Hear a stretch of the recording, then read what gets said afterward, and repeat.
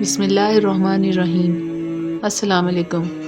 آج ہم قرآنی واقعات اور عجائبات پر مشتمل ایک ایسی سیریز شروع کرنے لگے ہیں جس میں آپ کو ہم قرآن میں بیان کیے گئے واقعات کا اور عجائبات کا ذکر کریں گے۔ آج ہم آپ کو ایک ایسے شخص کے بارے میں بتانے والے ہیں جو اپنے زمانے کا بہت امیر اور مغرور انسان تھا۔ اس کا ذکر قرآن مجید کی سورہ قصص میں ہے۔ إن قارون كان من قوم موسى فبغى عليهم وآتيناه من الكنوز ما إن مفاتحه لتنوء بالعصبة أولي القوة۔ قارون موسیٰ کی قوم میں سے تھا اور ان پر تعدی کرتا تھا، اور ہم نے اس کو اتنے خزانے دیے تھے کہ ان کی کنجیاں ایک طاقتور جماعت کو اٹھانی مشکل ہوتیں۔ جب اس سے اس کی قوم نے کہا کہ اترائیے مت، کہ اللہ اترانے والوں کو پسند نہیں کرتا۔ جی ہاں دوستو، قارون حضرت موسیٰ علیہ السلام کے چچا یسہر کا بیٹا تھا۔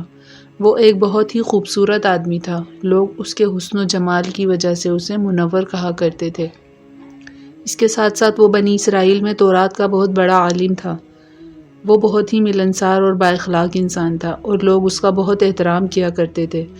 لیکن جب بے شمار دولت اس کے ہاتھ میں آئی تو وہ بہت بدل گیا اور منافق ہو گیا، اور حضرت موسیٰ علیہ السلام کا بہت بڑا دشمن ہو گیا اور اعلیٰ درجے کا متکبر اور مغرور ہو گیا۔ حضرت موسیٰ علیہ السلام نے اسے نصیحت فرمائی جس کا ذکر قرآن مجید میں موجود ہے۔ ترجمہ: جب اس سے اس کی قوم نے کہا اترا نہیں، بے شک اللہ اترانے والوں کو دوست نہیں رکھتا، اور جو مال تجھے اللہ نے دیا ہے اس سے آخرت کا گھر طلب کر اور دنیا میں اپنا حصہ نہ بھول، اور احسان کر جیسا اللہ نے تجھ پر احسان کیا، اور زمین میں فساد نہ چاہ۔ قارون پر موسیٰ علیہ السلام کی نصیحت کا کوئی اثر نہ ہوا۔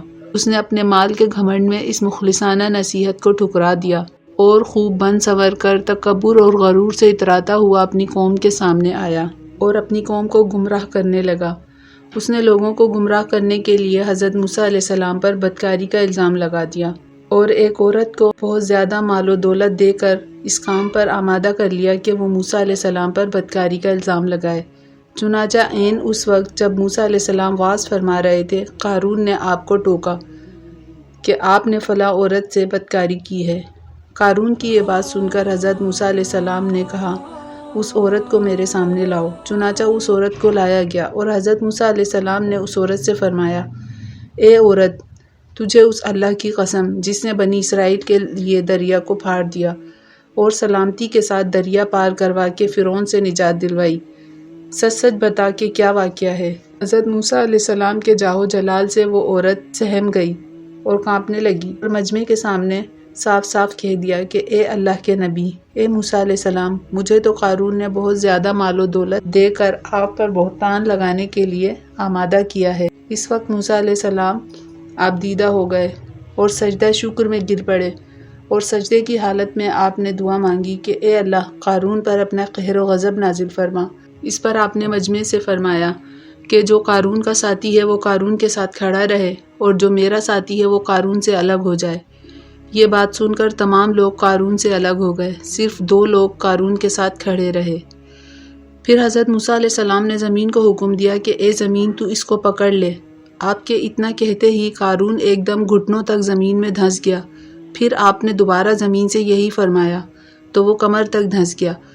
یہ دیکھ کر قارون رونے، چیخنے اور چلانے لگا اور حضرت موسیٰ علیہ السلام کو رشتہ داری کا واسطہ دینے لگا، لیکن آپ نے اس کی کسی بات پر دھیان نہ دیا، یہاں تک کہ وہ بالکل زمین میں دھنس گیا۔ اس کے زمین میں دھنستے ہی وہ 2 آدمی جو اس کے ساتھی ہوئے تھے لوگوں سے کہنے لگے کہ موسیٰ علیہ السلام نے قارون کو اس لیے دھنسا دیا ہے کہ وہ قارون کے مکان اور اس کی دولت اور اس کے خزانوں پر خود قبضہ کر لیں۔ ان کی یہ گھٹیا باتیں سننے کے بعد موسیٰ علیہ السلام نے اللہ تعالیٰ سے دعا کی کہ قارون کا مکان اور اس کا سارا خزانہ زمین میں دفن ہو جائے۔ چنانچہ قارون کا مکان جو سونے کا تھا اور اس کا سارا خزانہ جس کی صرف چابیاں ہی 40 اونٹوں پر لادی جاتی تھیں، سبھی کچھ زمین میں دفن ہو گیا۔ دوستو، یہ عبرتناک واقعہ ہمیں یہ درس دیتا ہے کہ اگر اللہ تعالیٰ مال و دولت عطا فرمائے تو اس فرض کو لازم جانیں کہ اپنے مال کی زکوٰۃ ادا کریں اور ہرگز اپنے مال و دولت پر غرور نہ کریں، کیونکہ اللہ تعالیٰ ہی دولت دیتا ہے اور جب وہ چاہتا ہے پل بھر میں دولت چھین بھی لیتا ہے۔ ہر وقت اس کا دھیان رکھتے ہوئے تواضع اور انکساری کی عادت رکھیں اور ہرگز کبھی انبیاء و صالحین کی ایذا رسانی اور بدگوئی نہ کریں۔ اللہ تعالیٰ ہمارے سارے گناہوں کو معاف کرے۔ دوستو، اگر آپ کو یہ ویڈیو پسند آئی تو آپ پلیز کمنٹ میں ضرور بتائیے گا تاکہ ہم اس قرآنی واقعات کی سیریز کو آگے بھی کنٹینیو کر سکیں۔